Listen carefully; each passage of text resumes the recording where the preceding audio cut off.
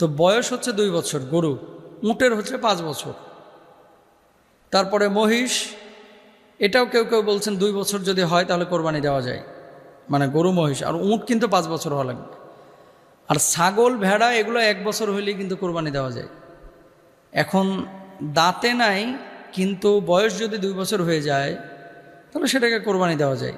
এবং ছাগলের ক্ষেত্রে একটা বিষয় রয়েছে যে কিছু ছাগল আছে বয়স হয়েছে 6 মাস কিন্তু দেখতে খুব রুষ্টপুষ্ট, এরকম যদি হয়ে থাকে তাহলে সেই ছাগল দিয়ে বা ভেড়া দিয়েও কিন্তু আপনি কোরবানি দিতে পারবেন।